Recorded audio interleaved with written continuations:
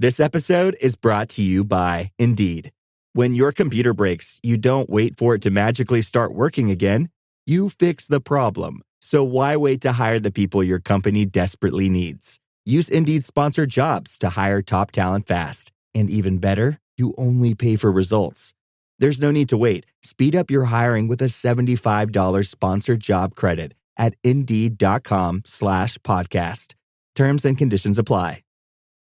Today at T-Mobile, I'm joined by a special co-anchor. What up, everybody? It's your boy, Big Snoop Deal Double G. Snoop, where can people go to find great deals? Head to T-Mobile.com and get 4 iPhone 16s with Apple Intelligence on us, plus 4 lines for $25. That's quite a deal, Snoop. And when you switch to T-Mobile, you can save versus the other big guys' comparable plans plus streaming. Respect. We up out of here.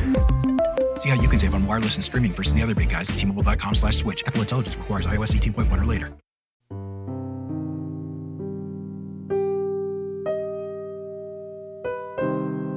You're listening to The Wrong Station Pledge Drive. The Wrong Station is only possible with the support of listeners like you.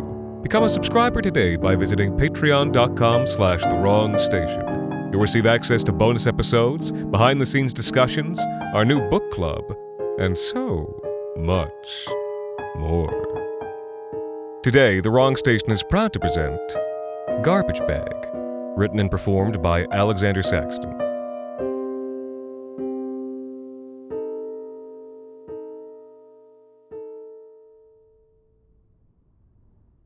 The Queen Streetcar is an interesting one.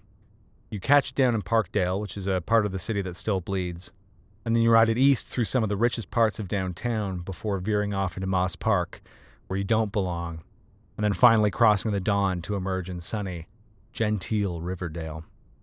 Sometimes that's the exact route I take for work, hopping on to ride from account to account with my heavy pack between my feet, trying to figure out from the notes in my jobs app if the next client's going to be a piece of shit or not. There was about 6 months there where Queen Street was my route, and I rode it all the way across at least twice a week. I became a regular and started noticing the other regulars too. One of them was a woman with a garbage bag. Different garbage bag each time, I think, though one stretched, overpacked sack of black plastic looks like another.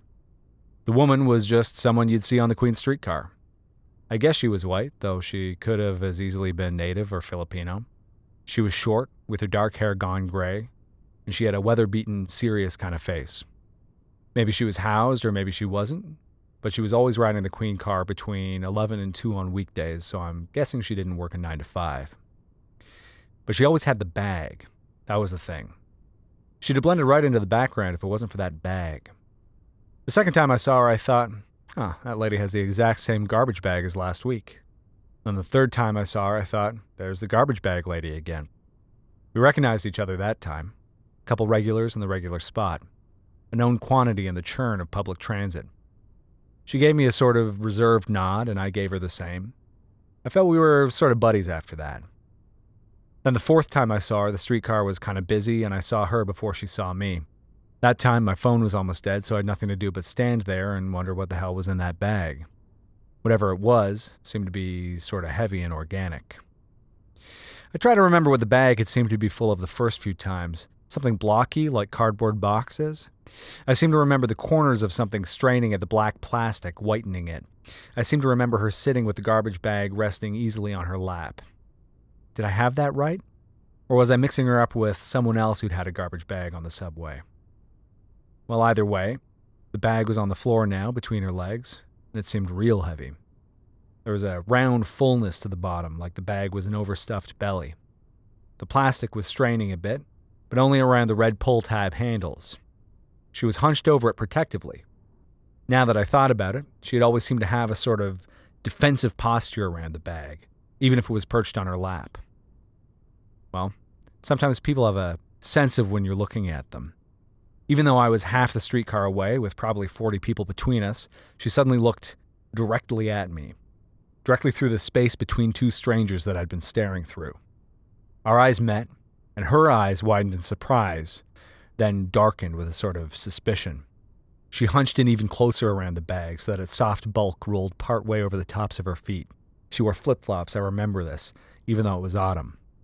She looked down at the bag, then back up at me. her eyes ablaze with that suspicion and with defiance.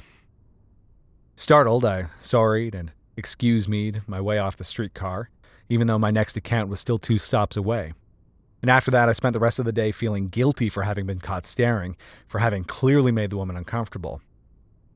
Then, after I got home, I spent the rest of the night wondering what, when I looked back at the scene through my mind's eye, was that pale, almost orangish fluid which was seeping out of the bag and over the woman's bare feet. The 5th time I saw the garbage bag lady, I realized we weren't buddies anymore. She didn't make eye contact with me until right around the moment she stood up and dragged her black sack to the streetcar door around Moss Park. Then, as the car slowed toward the stop, she turned, a full 180 degrees, looked me straight in the eyes with that blazing, resentful stare, then turned back around and stepped down into the street, dragging her garbage bag along the sidewalk, through the scattered bins and other bags of garbage day. The last time I saw her was near the end of October, the sky like lead, the rain dragging its nails down the windows of the Queen car. I was soaked and chilled and had another 6 hours on the clock at least, and I thought I felt a cold coming on. Then, just past Loga's Corner in Parkdale, the streetcar doors chimed open, and a heavy black plastic bag thudded down on the vehicle's floor. Despite the almost freezing rain, that bag was followed by a pair of flip-flopped feet, the woman with the bag. She dragged it halfway down the car and then slumped in one of the blue courtesy vacate seats, right across from me. She was soaked from the rain and looked absolutely miserable. I think she was wearing the same clothes as last time. That day, the bag looked especially full. Had to be a different bag that time. A 70-liter one of the heavy duties with the tie tabs instead of the red drawstring. This time, whatever was inside looked to be heavy and slabby and wet. A little pool of orangish liquid gathering underneath one corner of the bag, mingling with the dirt and rainwater of the streetcar floor. Something was definitely moving inside that bag. Every few seconds, if you were listening closely, you'd hear just the faintest crackling of the plastic. And if you looked closely, you'd see the plastic around a few of the bulges ever so slightly tauten, and then ever so slightly loosen a heartbeat later. She was so beat down from the cold and rain that even though we were practically the only people on the car, it took me staring at the bag for a whole minute before she noticed who was sitting across from her. Oh, her voice was thin and raspy. She had a sort of accent, though it was tough to tell if it was rural Ontario or something maritime, maybe even Newfoundland. "It's you again." "Me again," I said. Then she rolled her eyes and ignored me for most of the ride. I tried my best to ignore her too, her and the breathing bag, all the way through downtown. But as the streetcar sailed us into Moss Park and I knew her stop was just ahead, I found I couldn't play this game any longer. "Hey, I want to ask you something." I was leaning forward, talking before I even knew that's what I decided to do. "What do you always have in that bag all the time?" She recoiled at the question like I was shouting gibberish in her face. Then she crossed her arms and looked away. Then she glanced back at me, thinking. I guessed that Toronto being the mind-your-own-business kind of town that it is, that maybe nobody'd ever asked her that before. So she sniffed, glanced at the red LED display as it announced her stop, then glanced back at me, squinting, measuring. "Well, you really want to know?" She was missing a couple teeth. "Sure," I said. "All right." She shrugged. Your funeral kind of shrug. Then she stood and started lugging that bag to the doors. "Come on, then." I wouldn't have gone if I didn't have an account to clean in Moss Park, but it was only an extra stop out of my way, so I shrugged and shouldered my heavy pack and I followed her, out into the gray and driving rain. "Hey, you want me to carry that?" I offered as she grunted and lifted the heavy sack by its neck. Whatever was inside sloshed and slopped over itself to find a new equilibrium. Nah, not even looking at me, already on her way. I shrugged and followed. Something in me had to be polite, but I hadn't really wanted to touch that bag anyway. So she led me off Queen Street and up one block, then down a laneway with stacks of garbage bags, the clear ones, piled up on either side beside the dumpsters. A couple folks inside the alcove of a steel door doing their business with needles gave me a polite nod as I passed, and I gave them one too. There was an abandoned-looking building up ahead. A lot of stories, gray brutalist concrete with only little blind black slits gazing down on the laneway. She dropped the bag in front of the building's steel side door and fumbled in her pockets for a key. "What's this place?" I asked. "This where you live?" She unlocked the door and it swung open on the shadowed bottom of a stairwell leading up. Empty fast food cups and plastic bags and a couple of sharps in the dust. The room exhaled a musty, sweet kind of smell. "You want to know what's in the bag? Can't you just show me?" She shook her head. "You want to know what's in the bag? You come in here." I paused for a moment. She wrestled the bag up onto the concrete stoop and into the open door. Then she stood, half in, half out of that dim, dark, musty space. It was so dark inside and so dim outside that I couldn't even see the back wall of that space. It seemed to just go on and on a ways.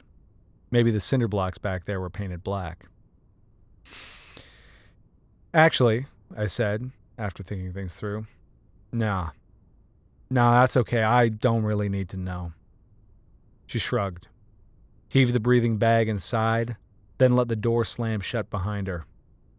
I stood a moment in the cold rain looking up, but I didn't see her winding up behind the dark glass of those narrow slitted windows. "It's for the best," one of the folks with the needles called out to me as I walked back past them. "You don't really belong here, eh?" "Nah," I said, shrugging my shoulders. "I guess I don't." I gave the person a $10 bill and told them both to have a good day, eh? They said thanks, buddy, and wished me the same. Then I walked out into the rain until it was falling so thick that the building behind was lost to me. I think I know, now, what was in that bag. But what I think I know about it changes 20 times a day.